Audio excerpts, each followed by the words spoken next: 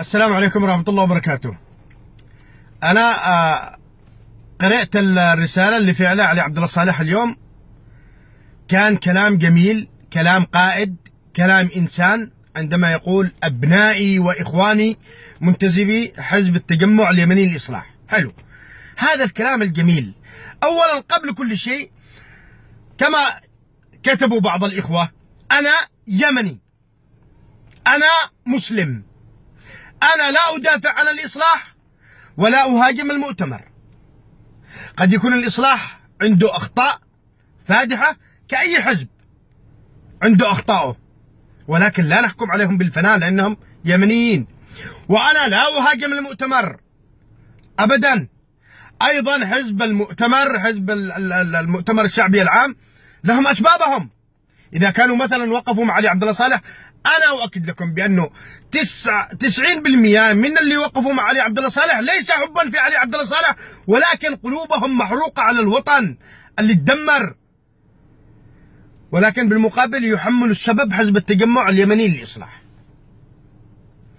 فاللي نشتي نقوله إن احنا وصلنا لوقت ما عاد يحتاج، يعني ما عاد احنا ناقصين الأحقاد. احنا جالسين ننادي بالسلم، ننادي بالتصالح، ننادي بالتسوية، ننادي بإيقاف الحرب، بإعادة المشردين إلى بيوتهم. ما عادش وقت إنه يطلع لك واحد يقول لك دقوهم احرقوهم، اطحنوهم كعدلوهم. ما عاد فيش وقت. الوطن وطن الجميع، واحنا كلنا يمنيين. وإذا كان في أحزاب عندها أخطاء، هذا لا يعني إن احنا نحكم عليها بالفناء. علي عبد الله صالح معظم حروباته كلكم تعرفوا بأنه كان كذاب في حروباته. والسبب أولا، أنا الشيء أعرف إيش شعور الناس اللي ماتوا أهلهم في حروب صعدة بعد ما شافوا علي عبد الله صالح حاط يده بيد الحوثيين. يا أخي خليك إنسان، خليك تتكلم بضميرك. إيش موقفهم هذول الناس اللي ماتوا أهلهم؟ علي عبد الله صالح كان يقاتل الحوثيين، يسميهم سلاليين، طائفيين، كهنوتيين، إماميين، رجعيين، متخلفين، وهو كان كاذب، ولو أن هذه الأوصاف تنطبق على الحوثي. ليش كان كاذب؟ لأنه بالأخير حط يده بيد الحوثيين وما أجهز على قادة الحوثيين سبب الفتنة. ترك القادة وهم الآن يعبثوا بالوطن. فكان كاذب لأنه رد واصطلح معهم وحط يده بيدهم، وكان يقاتل الحوثيين هو الإصلاحيين. الآن اختلف مع الإصلاحيين، يسميهم دواعش، يسميهم قاعدة، خارجين عن نظام القانون، مرتزقة، ويقاتلهم. بكرة سيصطلح مع الإصلاحيين وسيحط يده بيدهم. طيب وإيش بيكون مصير الناس الذي قاتلوا معك وأنت تقول لهم الإصلاحيين دواعش؟ إيش بيكون موقفهم الناس هذول اللي ماتوا كلهم؟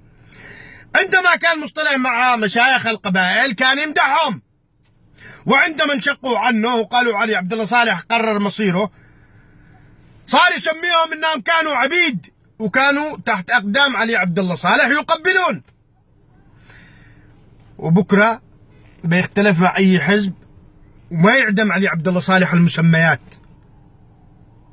ثم اذا اصطلح معهم يحط يده بيدهم. فمعناته هنا الحروبات هذه ما هيش حروبات وطن، لا تهم الوطن، تهم علي عبد الله صالح فقط.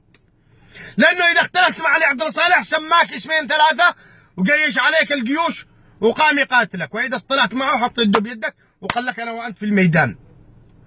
فلذلك احنا ندعو للسلام، ندعو للأخوة، ندعو للتصالح، ندعو للتسامح، ندعو لإيقاف الحرب.